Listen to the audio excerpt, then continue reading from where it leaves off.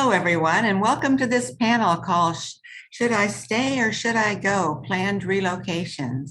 My name is Beth Ferris from the Institute for the Study of International Migration at Georgetown University, and I'm delighted to moderate this session on such an important and frankly understudied topic.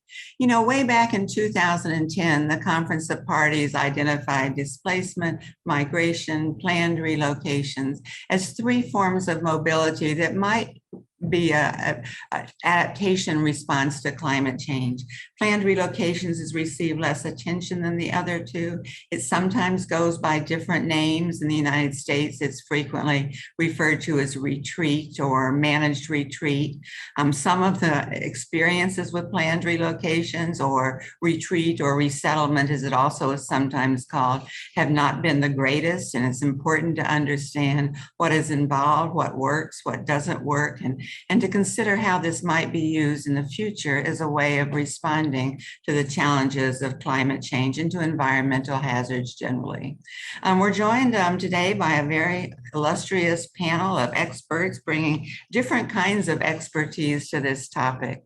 So I'll briefly introduce them. You have the full bios on the website, and then we'll have a moderated discussion for about 40 minutes, followed by Q&A. And I encourage you to put your questions in the Q&A icon down at the bottom of your screen as we go along. But to introduce people briefly, I'll start with Salote Soqo, who is the Senior Partnership Officer at the Unitarian Universalist Service Committee, with particular responsibility for climate justice. Daniel Fitzpatrick is a professor at Monash University, Faculty of Law in Melbourne. He's written extensively on property rights, particularly in the context of climate change. Erica Bauer is pursuing a doctorate at Stanford University and has worked for many years on the issue of climate change and mobility. And we have Merewalesi Yee, who often goes by Mary, she just told us, who is currently a PhD research student at the University of Queensland. And she's from Fiji and can speak some to the experiences of Fiji in dealing with climate change and migration. So we're going to have a discussion first and then Q&A. And so to start things off, I'll start with Salote. You've worked for many years with local communities in the Pacific Islands on issues around climate change and climate change adaptation. What role does planned relocation play in these discussions in this region?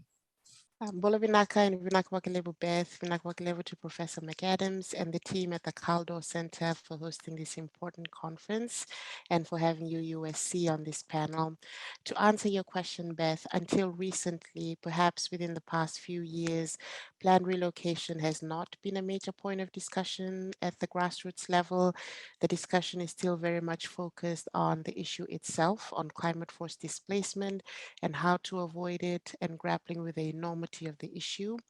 Where planned relocation is getting actively discussed varies based on the community itself, the extent of the impacts the communities are experiencing on the ground, their connection to civil society organizations, and to the political context, specifically around advances that government bodies have on planned relocation and their engagement on climate change generally. In Fiji, for example, the government has adopted a planned relocation guideline to guide the relocation of communities at risk of climate displacement. Fiji's parliament has also passed a Climate Change Act last month, which includes specific clauses that operationalizes the planned relocation guidelines. Fiji government's first planned relocation was in 2014 for the village of Narikoso in Kandavu, and the government has identified about 40 other communities that need to be relocated. The government's attention on this issue was due in part to the advocacy of some of the communities that are relocating today and the experiences of the Fiji government in supporting the relocation of some communities and households. In Tuvalu, an effort is being led by the people of Vaitupu, which is one of the island communities in Tuvalu, and with the people of Kiowa in Fiji, who are also from Vaitupu, to start to prepare for the situation where it will be necessary for their relatives back in Vaitupu and others from Tuvalu broadly to join their relatives in Kiowa. They're not calling it planned relocation per se, but there are some elements of planning for an eventual relocation that are present in this work. In the Marshall Islands, our partners are researching the development of a culturally relevant governance framework that is grounded in community-based participatory decision-making that combines scientific understanding with traditional ecological knowledge to help communities and the government understand when, how, and where communities should move, to hopefully inform government policy framework that will include planned relocation. And in these examples I'm sharing, I want to draw your attention to the organic leadership role that grassroots communities and the civil society organizations that are serving them, and how they're taking this concept of planned relocation and challenging us to think about who is involved in the planning for planned relocation, to what extent are those who are most affected engaged in the planning, recognizing that there's a whole spectrum of ways that communities can be engaged, what factors are being considered, how is planned relocation designed, and what does the process look like? And does it really center the human rights and dignity of the people who are being directly affected? And this invaluable lesson can only be led through a community-based participatory process that is culturally appropriate. And I'll just end with what we understand as the top priority of many of the communities that we and our partners support, and that they are the need to adapt in place, the need to advance localized solutions to help them protect what they have, while also supporting their livelihoods and their cultural ties to their natural resources, their vanua in this time of climate chaos, the application of the traditional and cultural knowledge in addressing the impacts of the climate crisis, and the strengthening of community ownership over climate solutions, emphasizing in particular the critical role of youths, elders, women, and people living with disabilities. And while planned relocation is a safe, proactive way to address displacement risks from climate change impacts, it is still generally perceived as the last option because no one wants to lose their home. And if it is determined necessary by those communities, that they be the planners and designers for any planned relocation effort. Back to you, Beth. Well, thank you very much, and also for highlighting the issue of community engagement and community-driven processes up front. I think that's something that comes through in many examples of planned relocation. Turning now to Daniel, another issue that always comes up in discussions about planned relocation is land tenure. How do you acquire land? What happens to land back home? But maybe you can speak about some of the challenges that arise with respect to law and land when it comes to talking about planned relocation.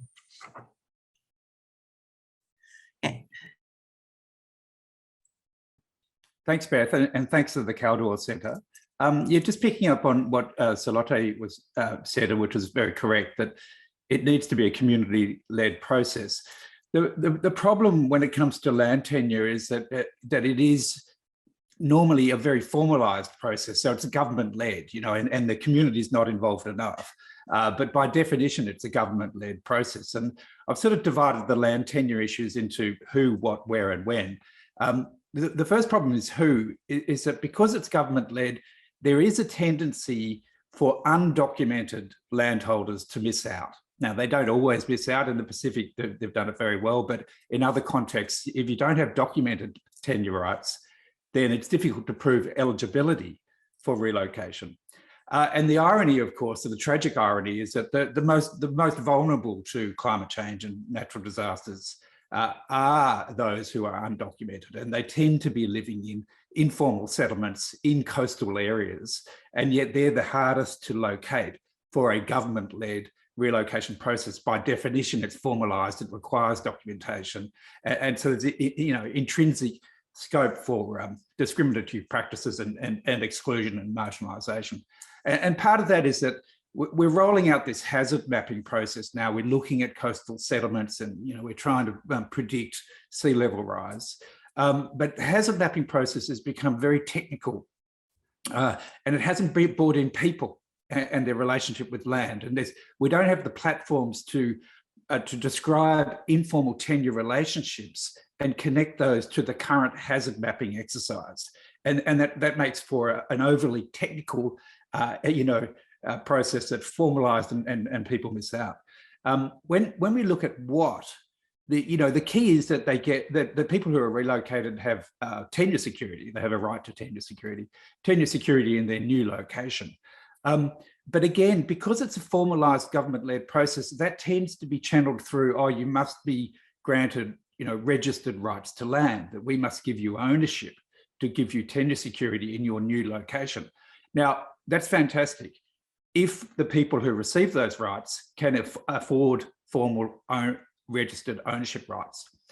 The experience has been that in cases of relocation, that the most vulnerable, the most poor, even when they get the benefit of relocation, they tend to move out and they go back to an informal settlement because it's too expensive or too inconvenient, the new location. So again, people are missing out, and there's a land tenure story there because formal property rights are too expensive in our current systems. Because it's a government-led process, in my view, far too much is made of government expropriation of land. So converting land into public land or state land in order for it to be made available for relocation. So it's a compulsory land acquisition or expropriation or a taking, as they say in the United States. And again, because that's government-led, that's inherently problematic for a whole range of reasons. And the role of community mechanisms to provide land or private land markets, so the ability to lease land or to purchase land or to form a co-op to purchase land, has been underplayed and in favour of this sort of monolithic government-led process. And then finally, a critical point is that many cases of planned relocation, as was said, it comes up as a last resort. I think it should be a last resort, but it often comes up in the context of displacement, and then people after disasters, they're displaced and the government says, oh, we're building back better. We're not allowing you to go home because that's a vulnerable area, right? It's a coastal settlement that's exposed. And so these people are displaced and say, well, we'll relocate you. And this has obviously happened in the Philippines after Typhoon Haiyan. And after displacement, it takes too long to relocate people, to access the land, to work out who should be eligible, to provide secure land rights. And so the people who are displaced, often they just create their own durable solutions, hopefully durable solutions to displacement. And so relocation as a measure after displacement is highly problematic. So there's a bunch of implications for that, but I think the key point is that as a government-led process, it intrinsically gives rise to land tenure problems. And it sounds like those who have the least are often left out of the whole process, which is unfortunately the case in other situations as well. Let's turn to Merewalesi. First, maybe tell us a little bit about your research on climate change adaptation in Fiji and your experience as a teacher in the Pacific Islands. What are students saying about climate change mobility and specifically about the possibility of relocations? Thank you, Beth. Bulavinaka to our fellow panelists, and a big Bulavinaka to all those tuning in today. So, as Fijians, we usually ask ourselves, like, what was our role in climate change? And, for Fiji and other Pacific Island countries, we've contributed almost nothing to global warming. And the effects of climate change on Fiji, they are not predictions for the future, but already being experienced in the present. And while the Fijian people have been adapting to the changing climate, and further adaptation effort will be required as the effects of climate change intensifies. And in Fiji, some climate adaptation initiatives across Fiji have not been effective or sustainable. And, for adaptation, like mentioned by our previous speakers, in order for it to be successful and sustainable, it should be a collective action led by the community, determined by their own needs and their values, and rather than by external agencies, in order to achieve a future-proof community of Fiji. So this is where my project or my research comes in Fiji, where I'm using the Fijian Vanua research framework, which aligns with principles that value community knowledge and participation. And I'm also integrating the three concepts: mobility, climate adaptation, and development. And this will ensure that when relocating people and communities, if it does happen, they'll maintain their cultural and kinship connections and also their livelihoods. So Beth, I looked at communities in Fiji that are affected by climate-related risks, communities that have relocated, and also I looked at communities that have chosen to stay in the face of climate change. And one of the emerging themes that comes out from my research on climate adaptation in Fiji is place belongingness, as a product of personal, ancestral, and historic, cultural, economic, and legal connections to place. Despite being highly exposed to coastal erosion and flooding, I see that communities in Fiji, they prefer to remain in place. There's so much value in in-depth, qualitative, critical analysis, for why populations choose to remain, especially applicable to us in Fiji, as we have a very strong connection to our land and our Vanua, and such preferences for immobility must be accounted for in relocation planning and policy. And as a teacher, I have been teaching young Pacific Islanders for the last 15 years. And, for these young people in the Pacific today, they are born into a generation where, due to no fault of theirs, they've inherited a climate crisis. And, from my experience, what I hear from them, firstly, these young Pacific people, they are amazing human beings. And they know that the global climate is changing and it's caused by human activities. And they are pleading with nations around the world to please take responsibility for their actions. They don't accept this fate, what's happening to them. They have hope that they are willing to fight for the islands, to protect our culture, our habitats, our resources. And Beth, for these young people in the Pacific, saving our islands and our culture is not a passing phase or an extracurricular activity that they add to their CV. For them, the stake is higher when it comes to climate change. Yes, thank you, Beth. Thank you. And you certainly see some of the intergenerational racial issues. And we're going to turn now to Erica Bauer. Erica, you recently completed a study looking at several hundred cases of planned relocations. I wondered what observations and trends you observed from looking at these cases. Thanks, Beth, and indeed to also my collaborator in this work, Sanjula, and all of the actors who made this possible, including the Kaldor Centre, colleagues at Platform on Disaster Displacement, and also related research that's been undertaken at GIZ and IOM. So it's truly a collaborative effort. In this panel so far, we've heard a lot about Fiji, and we've heard also elsewhere in this conference about relocations taking place in Alaska, Carteret Islands. But where else have planned relocations taken place? And clearly, as Mary just shared, there's so much that we can learn from in-depth case study analysis. But what can we learn from an intentionally global and comparative approach? So I want to highlight 9 observations today from this work, looking at really cases of planned relocation documented across English language, academic, and gray literature. There are a lot of things that we can learn. So first, we can get an insight about this question of where. 308 cases across across 60 countries and all inhabited continents. Understandably, as we've already heard today, there's a hot spot in the Pacific. We can also learn something about this question of why. So the most common hazard driver identified across these cases was floods. But interestingly, a lot of the cases were identified in multi-hazard contexts, multiple hazards that happened both sequentially or simultaneously that led to a relocation decision.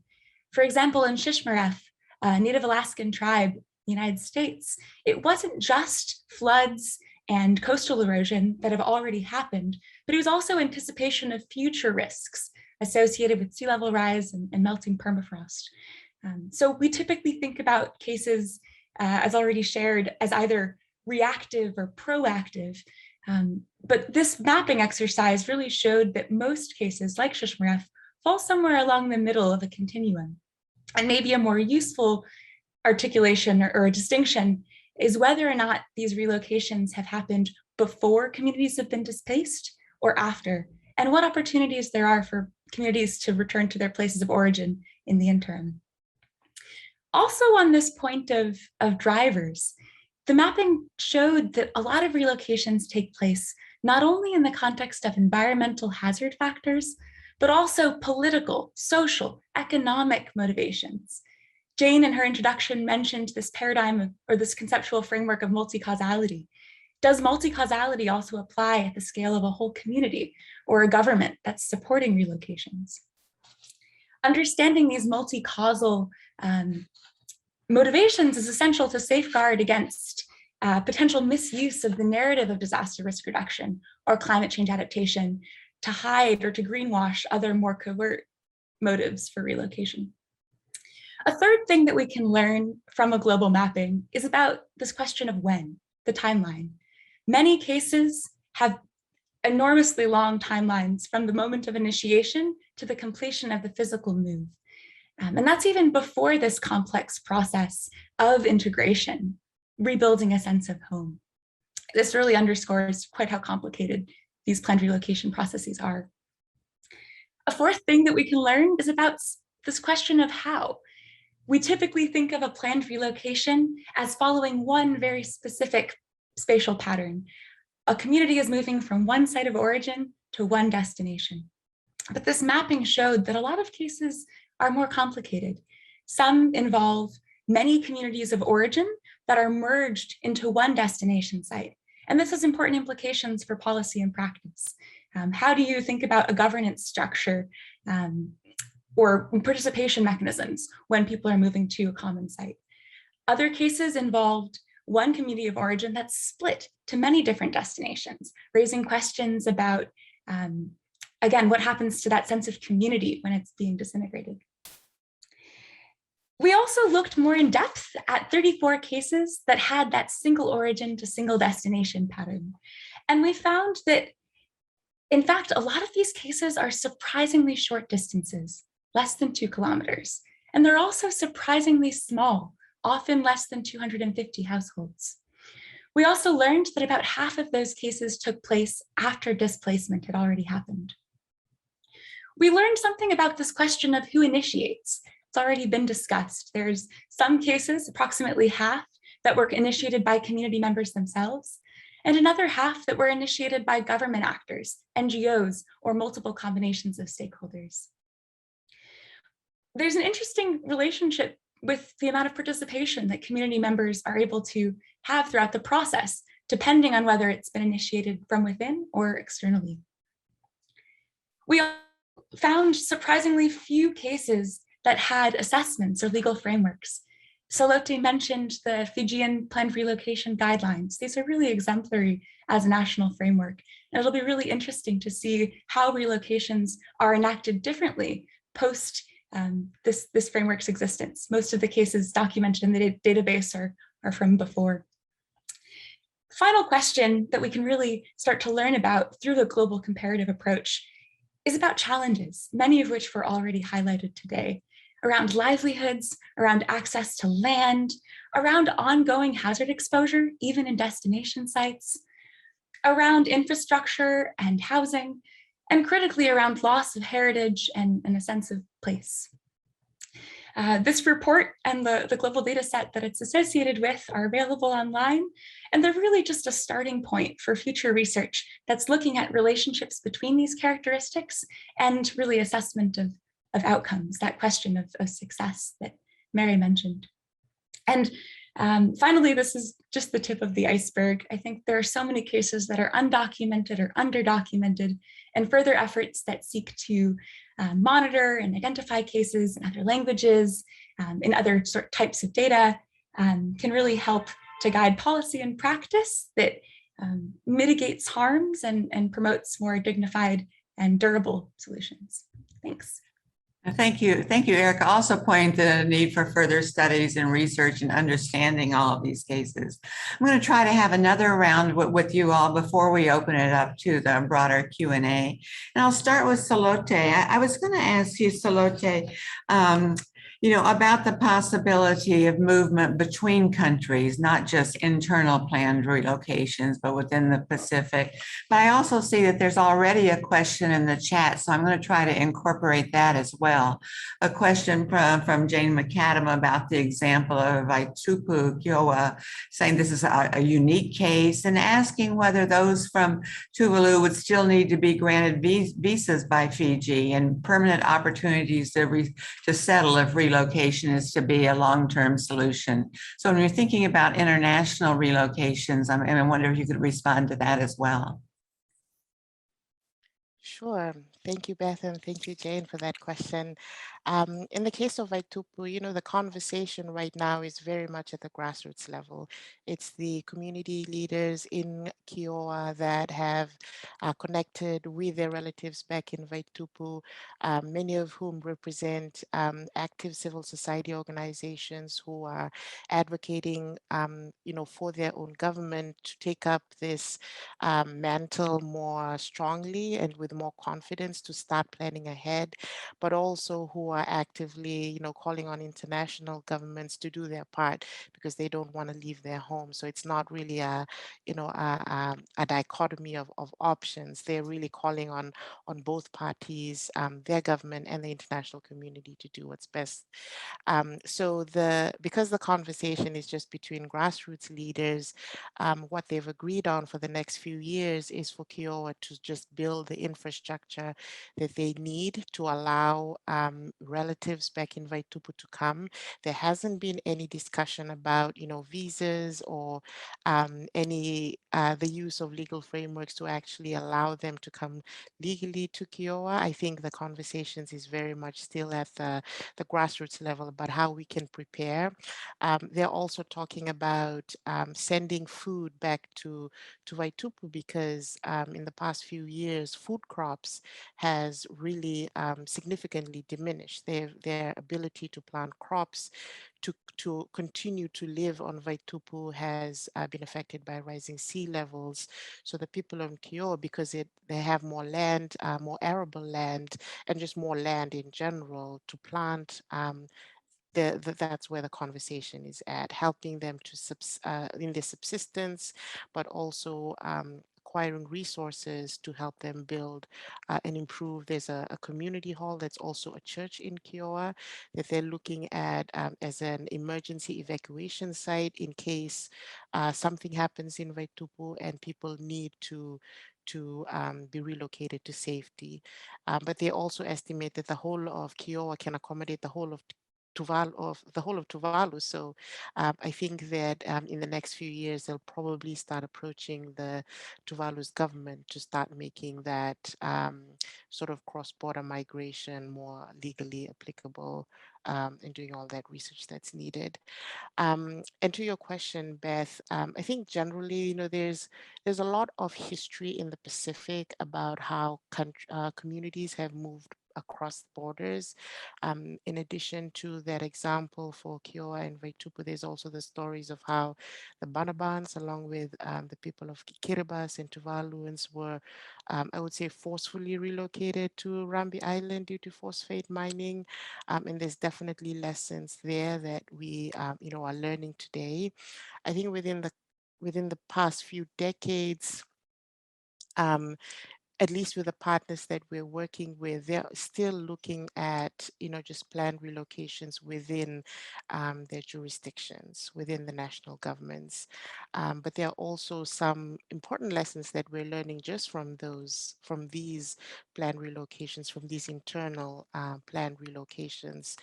For example, in Fiji, the planned relocation guidelines that the Fiji government has, it was just drafted in 2018, 2019, but the relocations that the Fiji government has led preceded these planned relocations. So there are definitely lessons that we are also learning as civil society about how that move happened, especially for Vunindongoloa. We're finding that who controls the funding for these relocations sort of determines whether the relocation was successful or not. But also financing of these planned relocations is what makes it, even possible.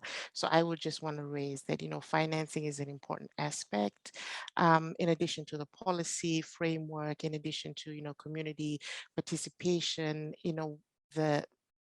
what really determines whether planned relocation actually happens and whether it's culturally sensitive and whether it meets the needs for communities depends on financing and who's funding it. So I would just want to bring in that voice as well into this conversation.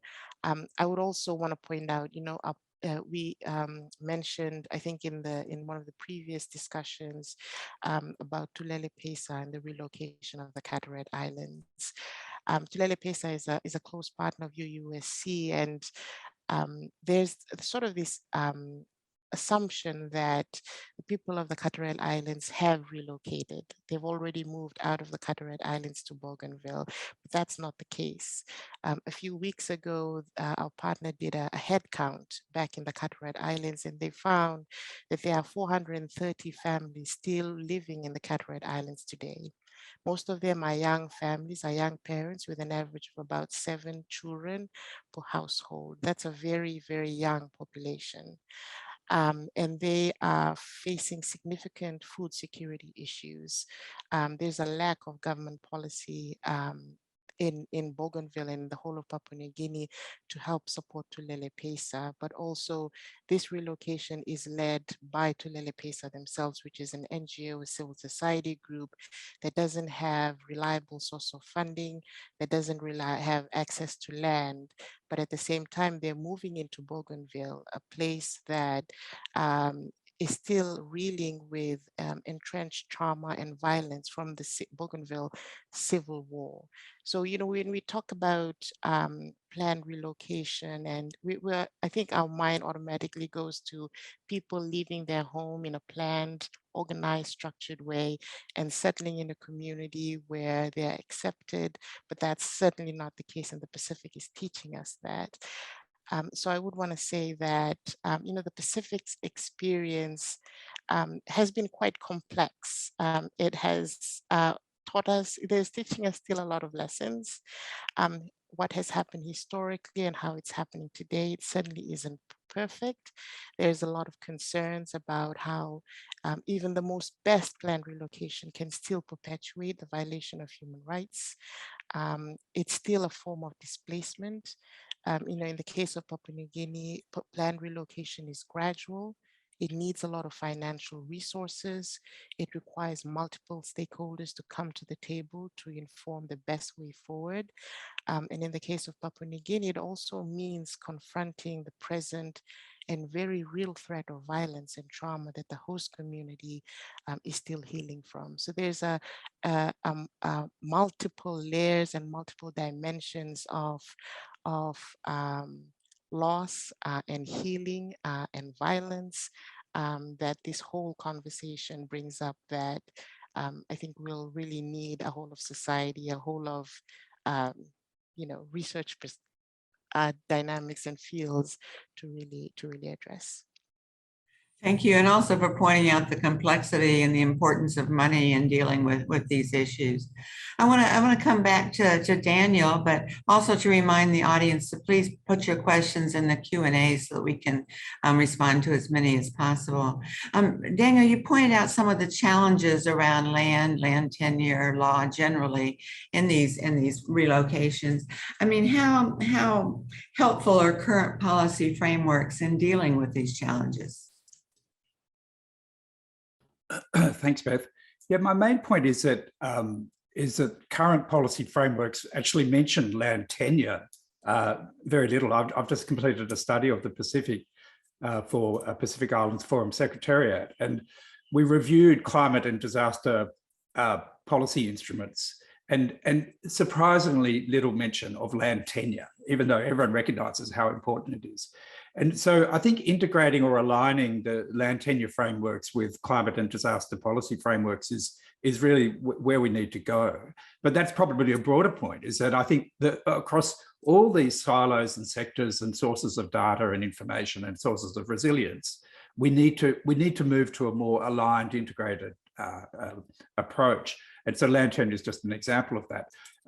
In my report for PIFs, I recommended a number of matters to align with policy frameworks.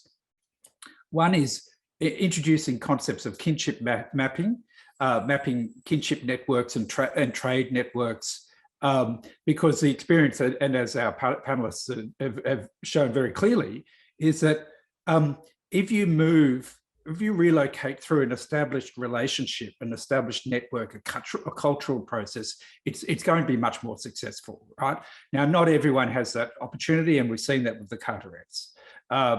But bringing kinship mapping into the process, and particularly highlighting the preference that people move in a contiguous way, right? You know, move next door, which is what Erica was saying, is that so many cases are very small scale movements, and they are to be preferred, right? The structures should prefer that. And that's particularly the case for land tenure. The second point is that vulnerability assessments, which are just proliferating, have not incorporated land tenure issues. So they're not identifying the vulnerable renters, the vulnerable secondary rights holders, the widows, the female-headed households, the so-called squatters, or the people under insecure lease arrangements. And yet they are a really important category of vulnerability. So bringing land tenure questions early in the process, and that will then allow you hopefully to avoid some of these issues down the track with tenure insecurity and conflict with host communities. Now, part of that vulnerability assessment process is that we really do need to engage in community-based risk reduction for the most vulnerable settlements. And that is an integrated approach where it's not just that people have access to hazard maps and risk maps, but we also know who's living where and what their relationship with the land and the marine resources and other natural resources are. And then the community can develop a plan so that if this hazard occurs, this is where we will go. And this is a potential site for relocation. So there's a degree of planning for potential relocation in an integrated way through the community-based risk reduction process. And land tenure is essential to that. The third point is that that point about registered rights being too expensive, too inaccessible for the majority of the global poor and the most vulnerable, means that we do need to move to much more of a tenure toolkit approach. Certainly, I know that in the Pacific, they're looking at strengthening mechanisms to lease customary land. So as opposed to moving to government, state land or expropriating land in order to provide it to the community, having a mechanism where you have an agreement, an arrangement with the local landholders through a leasing structure. In an informal settlement context, there's a lot of work being done on a tenure ladder, stages of tenure security short of registered ownership, and that's cheaper, more accessible, more likely to cover the vulnerable.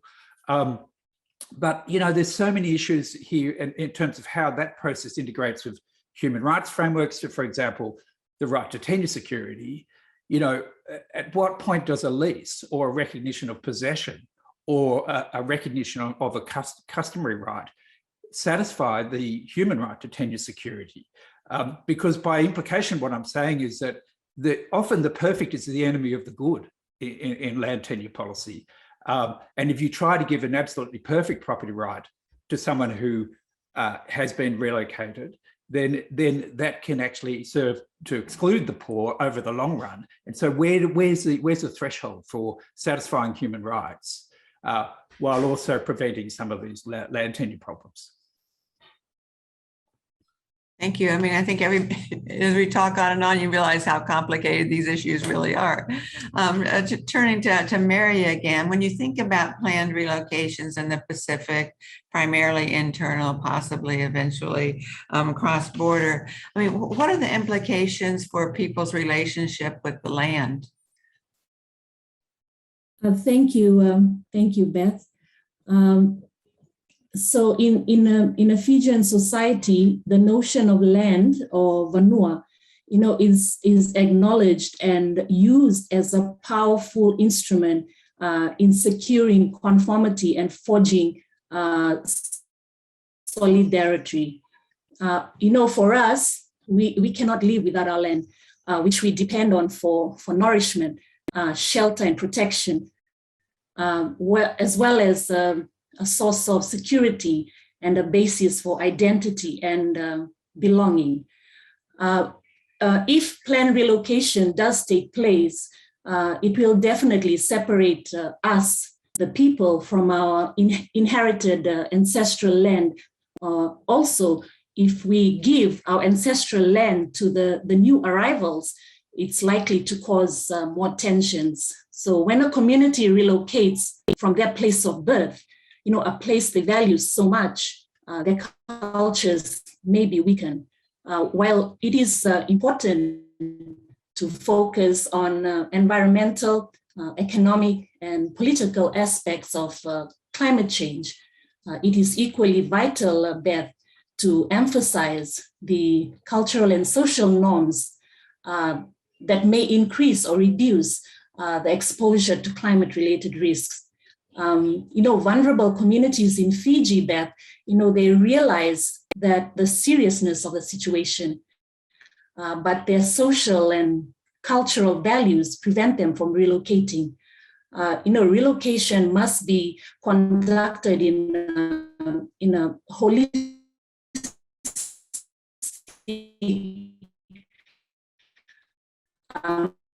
manner that befits communities and conserves the quality that to relocation could definitely guarantee success. Thank you. And you brought this question of success. I mean, what is success? And I want to turn to Erica for just very brief comments on looking at outcomes of relocation. I know you're doing some work on this right now, but what kind of things go into assessing the outcome, whether or not a relocation is successful? Thanks, Beth. In this conversation, term successful has come up so many times. We often refer to cases and label cases as successful, but I want us to really interrogate that concept. What do we mean by success? Success for whom? For the relocating communities, for the host communities, for people who've decided not to move, for society writ large? And on what time horizons? Are we thinking about 10 years from now, 20 years from now, 100 years from now, someone's great-great-grandchildren? Also, what metrics are we using to evaluate success? Are we thinking about this in terms of dollars saved and cost-benefit analysis? Are we thinking about this in terms of risk reduced? Or are we thinking about this in terms of human dignity, of livelihoods, of human rights? I think we need to have maybe a more nuanced conversation about this idea of success. And in particular, I think it's really about this idea of trade-offs. For example, a relocation where the destination site is very close to the origin may be very quote unquote successful in terms of preserving cultural heritage, in terms of access to livelihoods, but also it may have ongoing hazard exposure to the same hazard, sea level rise, for example, that the community was trying to move away from. So I think this idea of trade-offs is really helpful, thinking about trade-offs across populations, across time, and across discipline, which really maybe underscores the need for interdisciplinary approaches and ways of thinking. You also asked about what might lead or contribute to success. I think if we define success as risk reduction, then assessments are really critical. If we define success as relocated person's holistic well-being, then community initiation, community engagement at all points throughout the process, whether to move, where to move, how to move, when to move, site development, as Salote has mentioned. Funding, again, is really, really essential, and advanced planning throughout the process. And one last point, I think the guidance and the toolbox that you, Beth, were so instrumental in developing back in 2015 and 2017 really provide important starting points for a conversation about what is success and how do we really evaluate it systematically. Thank you, and thanks to all the panelists. I'm going to turn now to some of the questions in the Q&A, and I'm going to try to link a couple of these together as time is limited. I mean, one question is, these processes of planned relocation are highly politicized. The question is, whether you could reflect on the politicized nature of this experience. And related to this question of, is it better to wait and see how things develop, or do we need to take advantage of the need for a long lead time to plan for it? When should these discussions take place? Should they, particularly focus on specific situations, or should governments and others be thinking more broadly? And then the question of whether there are any good practices with respect to starting complex conversations on the potential for planned relocation early on. I mean, I think those questions are all kind of related, the political nature of decisions, when to begin discussions, and are there any examples of good practices? So who would like to jump in first?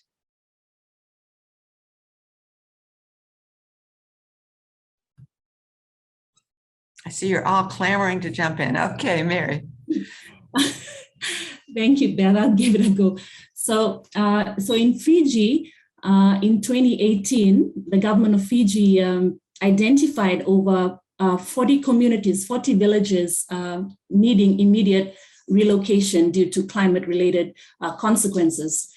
And, this is the reality of climate change here in my country. So when you're looking at relocation, it's a multi-year planning, careful process when you're trying to figure out where and how to relocate, what resources and mechanisms, are needed or required. And we have to always remember that at the center of relocation is the people. So, relocation as adaptation, must be considered always as the last resort. And in Fiji, regardless of whether a couple of households, just a few households, if they are encountering the effects of environmental change in an indigenous village, Fijian village, we should not wait. We should all be vigilant and cautious and start learning more about this situation. And as it is, these mobility patterns, are evolving under an altering climate. So the time to be thinking, I believe, and planning is now to ensure that the best adaptation and strategies are implemented. Yeah, but sometimes there's a contradiction between needing a long time to plan well and to develop inclusive participatory processes, and yet the immediacy of the threat may not give you that time. And, when is the appropriate time to begin these discussions? Is it, after a sudden onset disaster really forces your hand, or is there a place where you can begin talking even if you don't need to implement immediately? Salote, do you have thoughts on that? Yeah, I mean, I think that's been the case, especially for the United States. We wait until a disaster happens in another part of the world, and then we start talking about, our immigration laws and how we can accommodate this new group of people who have been displaced. And it's certainly the case as well. I think in the Pacific, New Zealand's sort of wait and see approach is sort of irresponsible, I would say. Like Merewalesi mentioned earlier, it's the climate crisis is happening now in the Pacific. Relocation has already started happening. We see an increase in even looking at Pacific mobility, economic mobility as a way, labor mobility rather, as a way to get sort of to try and address this issue of displacement and people needing jobs for their families to survive.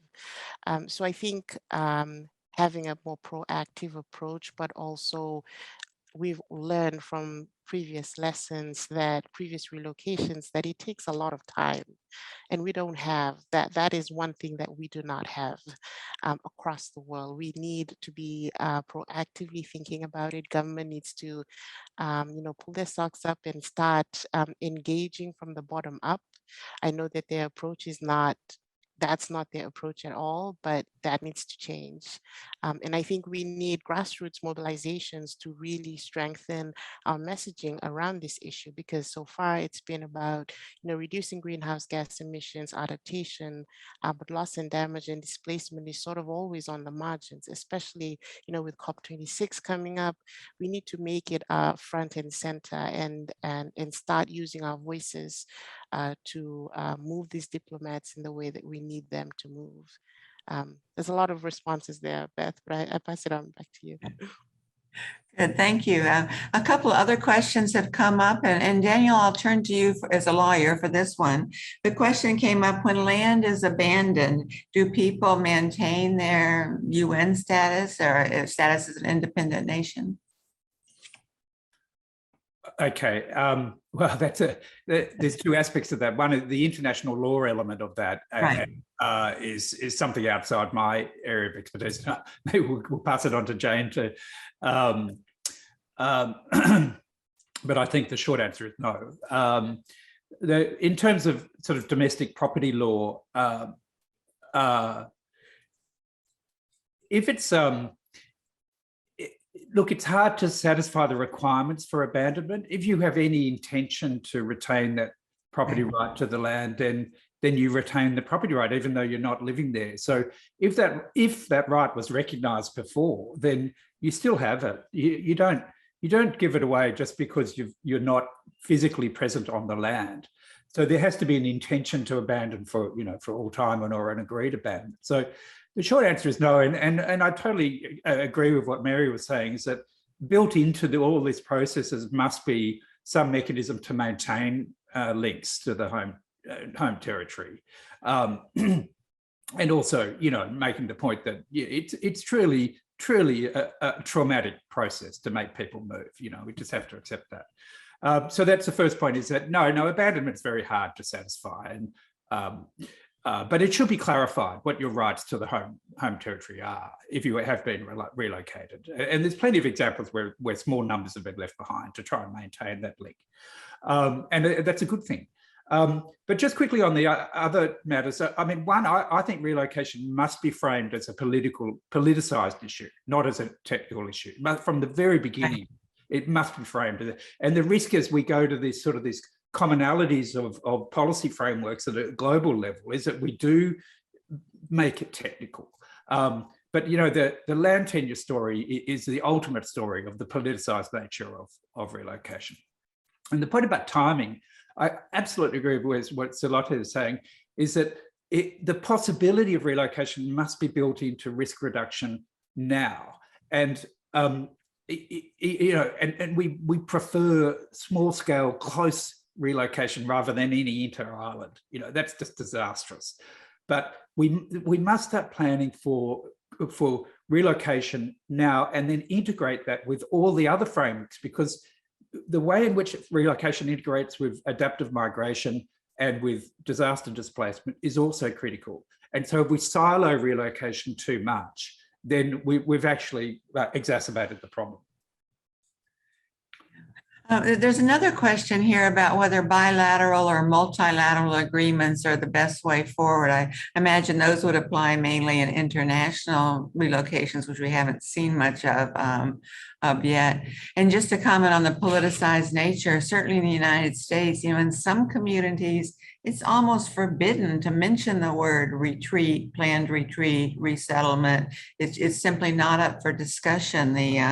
Even when the environmental risks are great, sometimes there are political motivations, such as the potential of losing your tax base and your community disappearing, and politicians losing jobs and so forth, that make it really difficult to bring up these issues. I hate to bring this up with 3 minutes left in our session, but I wonder if maybe we should kind of rethink this last resort bit.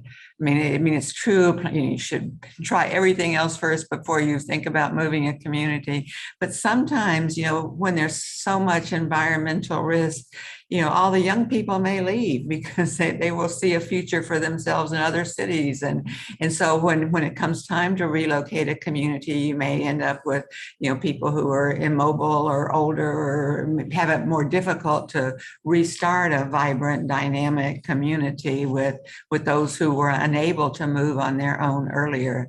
And I just think it's something maybe we ought to dare to think about, even though people don't want to move, and so planned relocation should be seen as a last resort. But I'm afraid we're just about out of time. And I want to thank all of our panelists for speaking briefly. I mean, these are complicated issues, and you managed to convey a lot in 3 or 4 minutes each in your comments, and to our audience for your perceptive questions and your attention. And especially, once again, to the Kaldor Center for making this conference possible.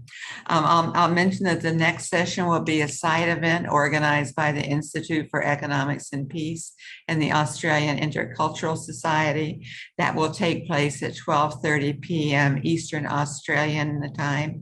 Everyone is welcome to join that. And just again, a hearty thank you to all of you, and good luck. And I hope in 10 years, when we're talking about planned relocations, we won't have as much threat of climate change and can contemplate happier and more participatory outcomes.